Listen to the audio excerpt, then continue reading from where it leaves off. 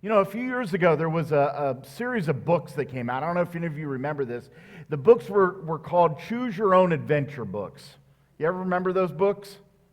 Any of you remember those? Maybe not. All right. Here's a picture of them. This was like a box set of them. And what was really neat about the Choose Your Own Adventure books is, as you would read through the story, there would be there would be a way for you to like choose your own part of the next story. So you would go to page such and such, and then the story would change, and you could choose your own stories. You could actually see here on the box, it says, this box contains 209 possible endings. You could go all these different directions as you read the book. It's kind of neat. But as we all know, though, in life doesn't really work that way, does it? We don't always get to choose what our stories are going to look like. We don't always get to choose what the chapters are going to be. We don't always get to choose what our adventure will look like. You know, I could maybe put it this way. We start off thinking our story will be written a certain way, but it never goes as we plan. And as we jump into the life of Joseph here today, we're going to see that that's exactly what happens. We know that Joseph was the son of Jacob, he was the grandson of Isaac, and he was the great-grandson of Abraham that we talked about last week. And we find Joseph, if you know anything about Joseph, if you've read anything about Joseph, and if you haven't, there's a little bit of a background here I want to share with you. We find out that Joseph is a teenager when we first meet him in Genesis. He's living in, I guess what you could kind of say is a dysfunctional home. Wasn't one of the best environments that he was in. But he had become his dad's favorite kid. Now, when we hear that, that always kind of, jumps out at me, because we shouldn't love our kid, one kid over another, but that's kind of what's happening here. And because Joseph is his favorite kid, he gets this beautiful coat of many colors. Now, I'm going to admit to you, when I was a kid and I read this story, if I got a coat of many colors from my parents, I would think I'm not their favorite kid, okay? I would probably think I'm like the most hated kid, because I wouldn't want a coat of many colors. But evidently, in this period of time, this was an amazing thing, and it was, because there's a lot to it, but coats and coloring of fabrics was very difficult back then compared to today, where it's relatively easy. So for him to get this coat was an amazing gift, but the only problem with this coat is because it was colorful, it stuck out really, really bad. And what did it do? It was kind of like this message to his brothers, to his siblings, without him even having to say it, that he was saying, I'm the favorite. So every time he walked around with his little coat, of many colors, his brothers, all they saw was a son that was more loved. They knew that he was probably going to get the inheritance. They knew that he was going to live in the easy life. You know, it's kind of like if you're at Christmas, and let's say for a Christmas present, you give one of your kids an iPad and the other kids get bouncy balls. Okay, I mean, that's kind of what's going on here, right? It would not go over very well. And so what happens in a situation like that? What happens? Well, they start getting bitter. They get bitter toward Joseph. It says in Genesis chapter 37, and that's where we're going to spend the majority of our time today, although we'll be moving ahead through Genesis as we tell most of Joseph's story. In chapter 4, it says that when his brothers saw that their father loved him more than any of them, they hated him and could not speak a kind word to them. So they hated him, and they wouldn't even talk to their brother. Now, some of us in our lives, we've learned the hard way that we don't get to pick our own adventure, and part of that adventure is our families, and sometimes we don't get to pick our families. Maybe you grew up in a home where there wasn't a whole lot of love. Maybe there was a lot of hate. Maybe there was no kind words. There was only criticism. There was only negativity in your home. Maybe that was the family that you grew up in. And this is kind of the home life that Joseph is growing up in. I mentioned to you that things were a little bit dysfunctional. Well, think about it like this. He lived in a home where he had 3 stepmothers under one roof. I mean, that sounds like a reality TV show to me, right? You know, like you got Joseph, and he's got this coat, and he's got all these brothers, and he's got 3 stepmoms, and all the stepmoms want their kids to be the top dog, but Joseph's the top dog. I mean, this sounds like a place that can really crush some dreams. And that's where Joseph is in this situation. And let's just be frank, Joseph doesn't help matters. He doesn't help matters in all of this as he goes prancing around in his nice little coat. And here's the thing. He also starts having dreams. Now, right when it couldn't have got more in their face about this coat, with him walking around with this coat, he starts talking to them about dreams. And you know what his dreams often involved? His dreams had his brothers bowing down before him. If I told that to my brothers, that wouldn't go very well. To bow down before me as your brother? But that's exactly what he has. He starts having dreams where his brothers bow down before him. And one day, we know that Jacob, he goes out into the fields where his brothers are working hard. You know, Joseph is living the easy life because he's the favorite. And he comes along in his coat. And in verse 19 in Genesis 37, it says, his brothers, as they're discussing and talking, they say, "Here comes that dreamer. Come now, let's kill and throw him into one of these cisterns and say that a ferocious animal devoured him, and then we'll see what comes of his dreams." So you can kind of feel in this not only the violence, but the bitterness that they have. This is not something that they just thought of overnight. I mean, this was a bitterness that was growing in their lives toward Joseph. But if you look in verse 26, one brother has a little smidgen, I guess you could call it, a very small smidgen, of compassion mixed with greed. And he says, "Hey, I've got another option, guys." Look, and here's what it says in verse 26. He says, "What will we gain if we kill our brother and cover up his blood? Come, let's sell him to the Ishmaelites and not lay our hands on him. After all, he is our brother, our own flesh and blood." Think about the trying to make, you're saying, okay, we're not going to kill him, but it's okay, let's go sell him into slavery, guys. I don't know how you come up with that, but that's what they come up with, and so they do it. And at the age of 17, Joseph goes into slavery. He actually ends up in Egypt, and he becomes a slave to a guy named Potiphar. Now, Potiphar was a really important guy. He was the bodyguard of Pharaoh's, he was the captain of Pharaoh's bodyguard. So he was in charge of like the secret service, I guess you could say, of Egypt. He was the guy that was in charge of protecting Pharaoh. And so the brothers, what they do is they cover up this whole thing. So after Joseph gets sold to Potiphar, they try to cover up this whole thing. They cover it up by taking this colorful coat and they dip it in a little bit of blood, and they go back and they tell Jacob that Joseph had died. And so what happens is Jacob grieves over his death. Jacob thinks that he's dead, and he goes many years thinking this. Well, back in Egypt, Joseph works really hard. He's a faithful man. He does things the right way, and Potiphar sees this in him. Potiphar sees that this is a man with integrity. This is a man who has leadership ability. And so what does Potiphar do? He gives charge to Joseph of all of his business affairs.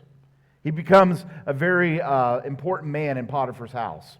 And things are looking good for Joseph. After being a slave, yes, he was still a slave, but now he had some authority. Now he was living a relatively comfortable life, but things start going south, and the soap opera begins because Potiphar's wife sees something in Joseph too. She thinks he's a hunk, okay? She thinks he's cute, and so she desires to have a relationship with him. She wants to do this behind her husband's back. And remember, this is Joseph's boss that she's wanting this relationship with. And so temptation had to have been there for Joseph. Undoubtedly, Potiphar's wife was a very beautiful woman. She was attractive, so there's this temptation. But look what he says in verse 39, or chapter 39, verse 9. He says, "How then," if you go a little bit further down, he says, "How," in the verse, he says, "How then can I do such a wicked thing and sin against God?" And the Bible goes on to say that though she spoke to Joseph day after day, he refused to go to bed with her or even be with her. He wouldn't even be with her. See, and this is what really sticks out in this story, is that even though his dreams are crushed, even though his brothers had sold him into slavery, his family had abandoned him, and now he is in this difficult position, isn't he? He's in this position where temptation was definitely there, but he doesn't give in and he remains faithful. He remains faithful even when he's lost it all. You know what? Sometimes in our lives, we can try to justify disobedience in our lives because we think that God has disappointed us, that God hasn't been faithful. Maybe we might think, you know what? God hasn't kept his end of the deal, so I don't need to keep my end of the deal either. Joseph could have very easily given in to this temptation. You know, sometimes this even happens when it comes to sin. Sometimes we might think, you know what, I'm not getting the happiness or the fulfillment from my spouse, so it's okay if I find someone or somewhere else where I can. That could have been the temptation here for Joseph. Joseph could have gone there himself, but he didn't. You know what, some of you in the room here today, and some of you that are joining us online even today, maybe you're single and maybe you are looking for that special person in your life, and you've been looking a really long time and you haven't found that person. I want to challenge you today to not let your standards fall. You know, one of the temptations could be saying, you know what, I've been waiting. Maybe I'm just waiting and I've got too high of standards, and that can justify disobedience. See, Joseph didn't allow the things that had happened in his life or the things that hadn't happened in his life to determine his obedience to God and his word. You know, I think sometimes there's this tendency, again, to say, okay, God, if you're not going to come through for me in this area of my life, if you're not going to come through with me in this area of my life, then that means it's okay for me to do what I want to do and not do things your way. I think we've all been tempted in that way before. I know I have. That's kind of what happened with Abraham, if you remember. He got ahead of God, didn't he? God, you're not doing this the way I think it should be done, so I'm going to do it my way. And we saw the mess that created when we looked at the story last week. But you know, it's not just for those who are single, it's for anybody, maybe if you're married. The only worse thing than being disappointed in single is being disappointed in married. And that can happen sometimes. You know, maybe another way of putting this is that the only worst thing than being alone is wishing that you were. And this happens in marriages, you know, where there's a wife, she doesn't remember the last time that she truly felt loved by her husband, and so what happens? She might go somewhere else, or a husband is maybe married to his wife, but he just doesn't get what he wants from her, and so what does he do? He thinks he can go somewhere else. See, that's the temptation that faces us, just like it faced Joseph. And so in moments of disappointment, what do? Is we have a tendency to justify disobedience. And in moments of disappointment, we have a tendency to justify disobedience. And when we look at Joseph's story, it's not going the way that he thought it would. I mean, do you really think that Joseph, when he was 16 years old, that he was like, boy, one day I really hope I'm a slave? No, of course not. That's not what he wanted in his life. But he's faithful even in the middle of his disappointment. And so Joseph says to Potiphar's wife, like we just read there a minute ago, he says, how can I do such a thing against God? See, his concern was first about God and doing something against him. But we might be tempted to ask here today, well, how could God do such a thing to Joseph? I mean, he had these dreams. He's sold into slavery. His dad thinks he's dead. His brothers sell him. He's serving as a slave with no rights. And yet Joseph, he's faithful. He's faithful in the midst of all these disappointments. It's quite the story. Well, just when things couldn't get any worse, we know that Potiphar's wife, she tries to grab at him when he's wearing a different coat. And in the story it says that when she grabs at him, he slips out of the coat, which is kind of a little bit of a reference back to the original coat, right, that got him into slavery to begin with. And Potiphar's wife cries out, and I'm going to keep this G-rated today, we have kids in here, but Potiphar's wife cries out that Joseph has tried to hurt her, and he's thrown into jail. He's thrown into jail. Now, I mentioned Potiphar. I've talked maybe more about his wife than about Potiphar himself. You know, Potiphar was the bodyguard of the Pharaoh. But did you know there was another job that Potiphar had? Often the captain of the bodyguard was often the executioner as well. So he was the guy that would exact capital punishment on those in the kingdom. So this isn't a guy you want to mess with. But when we look at the story, it says that he wasn't killed. Joseph wasn't killed. Now, we don't know exactly why. I know God had a big part of that. But maybe Potiphar didn't trust his own wife. We don't know for sure. I probably wouldn't. But he wasn't killed. And so Joseph, what does he do, though? We read in the story that he sits in jail for another 10 years. He sits in this dungeon hole in the ground. He didn't deserve to be there. He was wrongly accused. And when we look in the Bible, we see stories of people who make really bad decisions and they get consequences. But this isn't the case with Joseph. Joseph didn't do anything wrong. And so we have to ask in these questions, where is God in the middle of such disappointments? Where is God in the middle of the disappointments that Joseph's going through? Where is God in the middle of our disappointments? Because all of us in here, we have them. We have those disappointments. For some of you, this chapter, this disappointment that you're going through is right now. Maybe this is your question. God, where are you at? I'm walking through the middle of this great disappointment in my life. Where are you at right now? Perhaps you're going through another round of chemo. Maybe there's a spouse that has just left you. Maybe you're going through some kind of abuse and you wonder, God, where are you at? Where are you at, God, in my disappointments? But I love what we see in the rest of this story of Joseph, because we see 3 different times this phrase keep popping up. If you look in Genesis 39:2, it tells us just very simply, but so profoundly and so powerfully, it says the Lord was with Joseph. 3 different times this pops up. Even in the middle of when he was sitting in the dungeon, when he was being wrongfully accused by Potiphar's wife, when he was sold into slavery. Again and again and again, we see that God was with him. Now, it might not have looked like it, but God was right there. And as time passes, something amazing happens when he's in this jail. The warden of the prison sees in him what Potiphar saw years earlier, and that is that Joseph was a good man, a man with integrity. And so he puts Joseph in charge of the prisoners.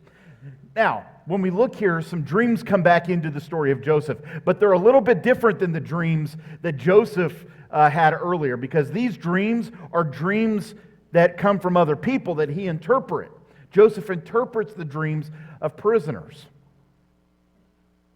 So some years later, a prisoner becomes the cupbearer of the king. So he has these dreams, the cupbearer of the king. He was kind of one of the protectors of the king. If you know what a cupbearer is, they often tested the food and the drink to make sure there wasn't any poison or whatever. But they were also usually a very important advisor to the king. So this man who had once been in prison becomes a very important man himself in Pharaoh's court. And so he has this dream, but he can't figure it out. But he remembers Joseph had interpreted some dreams back when he was in jail. And so Joseph comes in front of the most powerful man in all of the known world, and he hears his dream, and Joseph gives the interpretation by God, and Pharaoh knows it's from God. If you look in Genesis 41, verses 38 through 40, it says, "Can we find anyone like this man, one in whom is the Spirit of God?" Then Pharaoh said to Joseph, "Since God made all this known to you, there is no one so discerning and wise as you. You shall be in charge of my palace, and all my people are to submit to your orders. Only with respect to the throne will I be greater than you." Wow. Talk about a meteoric rise, right? He had gone from being in prison, falsely accused, a slave, to now he is put as kind of the vice Pharaoh of this entire kingdom, the most powerful kingdom in the world at that time. And we have to ask the question, how in the world does this happen? How does something like this happen? And we have to remember who is writing the story. Who's writing the story of all this? It's God himself. God's writing the story. We know that God is creating a nation. We talked about that last time with Abraham, right? He's in the process of creating a nation, and now it's time to protect this nation because there's soon a famine that's going to come, and he needs someone of his people who's Jewish who is going to be Jewish to be an authority, and he chose who? Joseph, the ex-con, to be this person. So one thing we have to remember is this, that when God writes a story, he chooses an unlikely cast of characters. We talked about this last week. Abraham was no angel. Joseph came from a pretty challenging situation, but God uses this unlikely cast of characters to write his story. So God uses Joseph to execute the plan that's going to save millions of people through a 7-year famine. So this famine comes along, and Joseph says that this famine's coming, and so they start storing up all of this food, and this food would help not only Egypt, but help other areas throughout the region that were also going to be affected by this famine, all because this man listened to God and interpreted this dream. Now, things get really interesting, though, with this story now. I mean, this is already a pretty interesting story, isn't it? Here's a guy sold into slavery by his family. He sits in jail. He gets it wrongly accused, but then he becomes... I mean, that in and of itself would be quite the Hollywood story, wouldn't it? But it gets even more interesting.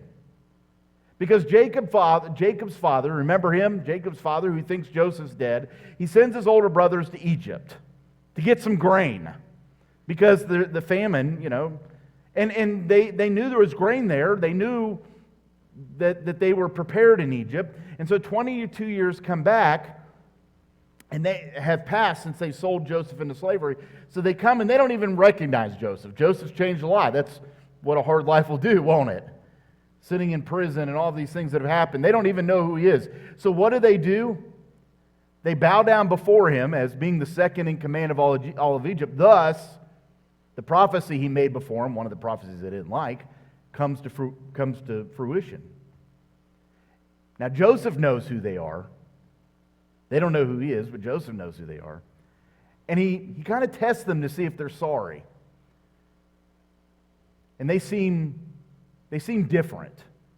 And so Joseph, he can't hold in his anger. He can't hold this in, this hiding of who he is to his brothers. He can't do that anymore. And if you look in Genesis 45, we see one of the most powerful portions of Scripture of a family coming back together. And here's what it says. It says, Joseph could no longer control himself before all his attendants, and he cried out, "Have everyone leave my presence." And so there was no one with Joseph when he made himself known to his brothers. And he wept so loudly that the Egyptians heard him, and Pharaoh's household heard about it. And Joseph said to his brothers, "I am Joseph. Is my father still living?" But his brothers were not able to answer him because they were terrified at his presence. I mean, I would be too. I'd sold him into slavery. And then Joseph said to his brothers, "Come close to me." And when they had done so, he said, "I am your brother Joseph, the one you sold into Egypt. And now do not be distressed, do not be angry with yourselves for selling me here, because it was to save lives that God sent me ahead of you." I tell you, that last verse, every time I read it, it just sends like a chill. Like, I want to read it again. He's like, don't be distressed and don't be angry with yourselves. In other words, he's more worried about them and how they feel about what they've done. That says a lot about Joseph, doesn't it? He says, don't be angry with yourself, because God used what you did to save lives. This is all part of God's story. This is all a part of God's story. Don't be angry with what you've done, because God has used this. And if you go into chapter 50 of Genesis in verse 20, one of these verses that I remember hearing even when I was young, here's what he says. He says, "You intended to harm me, but God intended it all for good."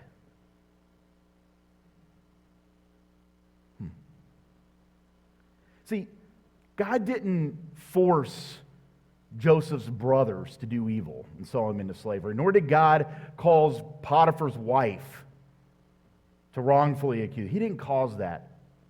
But what did God do? God took those things, those bad choices, and God said simply, "Hey, I can work with that. I can work with that. I can do something with that. I'm writing this amazing story. I can do something with that." And what did he do? He accomplished his upper story down in the lower story. And so it was for Joseph's good and for God's glory. And I want you to remember that in your own life, that God is working for your good and His glory. Now, it might not feel like it in certain chapters, and it might be challenging. We might wonder why. But I love what Joseph is showing us here. He's saying, God has redeemed my story. And God wants to redeem your story. He wants to redeem your story too. And that's the point today. Never give up on God redeeming your story. Don't give up on what God can do in your story. Even when you feel like your story is in the worst place, God can redeem your story. It's never too late. Your story is never too late. It's never too broken. It's never too big. God can fix and turn your story into something beautiful. It's not too late. And we have to ask the question, who puts our story together? Who binds it together? Who brings it together? And we know that it's Jesus Christ himself. Jesus himself is the one that brings us together. You know, Joseph sat in this prison, but what we saw over and over, 3 different times, right? It said that God had not left him. That God was right there with him. And for some of you today, maybe you feel like you're in maybe not a literal, but a similar dungeon, in a similar prison in your life. You're going through something that's hard. Maybe it's something you're going through at school. I know we have some of our younger students in here. I know sometimes even in elementary school, up in the middle and high school, it can be challenging, right? Friends can be mean. Class can be hard. There's challenges even when we're young. And I wish I could tell you as you get older it gets easier, but it doesn't. There's different challenges that come. And we find ourselves in different quote-unquote prisons and dungeons in our lives. But we can always have freedom because we should never give up on God redeeming our story. God is going to take that chapter and He's going to use it for your good and His glory. And that's what we see in Joseph's life. You know, when I look at Joseph's life, I can't imagine too many worse things happening outside of death itself. I mean, he was a slave, he was falsely imprisoned, all these things, but God took it and used it for His glory. And I know even in my own story, I've seen this happen. There's been things in my life that I thought God was leading me to, but God led me in different directions, and it was for His good and glory. When I was in high school, I didn't think that I wanted, especially in my early years, I didn't think I wanted to go into ministry. And then when I kind of realized that some of the other things I wanted to do weren't quite what I should be doing, I have to admit, ministry was kind of a plan B. It wasn't like plan A at first. Now, eventually it did become plan A, but the story kind of changed. And then when I went off to college, I was planning on going a different direction in ministry, and that didn't happen. But God, in those moments, I felt like I was disappointed and I was frustrated and I was angry about some of the things and why they had happened the way they had happened. But then I realized that God's got a greater story. And I stand here today because God has a better story. If it wasn't for certain decisions that I regretted in my life, God used those decisions to bring me to the place where I'm at right now. And remember what Romans 8:28 says. It's so important. In all things, God works for the good of those who love Him and are called according to His purpose. He doesn't say in some things. He says in all things. In good things, in bad things. In all things, God works for the good of those who loves Him. God works in the exciting things in your life. God works in the disappointing things in your life. God works in the frustrating things in your life. This is the promise that we have from God, is that He is going to work in all things for our good. So the fact is that you don't get to choose your own adventure, like we saw in the books when we started off this morning. But you do get to choose how you will respond when disappointment comes. Joseph chose to respond in faith. My challenge to you today is, will you respond in faith? I mean, if I were to read your story, what would it sound like? How would it tell of you dealing with certain chapters? Maybe the story, the chapter of being unemployed. What would that story sound like? Or maybe it's a chapter of your story that's divorced. What would that story sound like? How about abused? Or how about some kind of terminal disease? See, the disappointments in our lives are going to come, and our tendency is to become bitter and withdrawn and angry, even with God. Maybe we even become harsh. But in the middle of disappointments, just like it says there in Genesis in Joseph's story, God is there. And we're loved. and He's going to work for our good according to His purpose. So again, the question comes back to the same one, right? How are you going to respond? How will you respond when disappointments come in your life? I want to share with you a story. We'll show you a video of a story of a young man who had some disappointments come his way and how he responded to those disappointments. And he had these high hopes in his life only to be disappointed.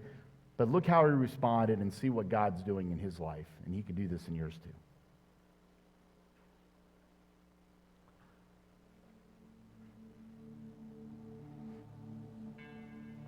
So when I went off to college originally, planning to get my degree in psychology, I just assumed that after I finished up, then I would just go straight into the field.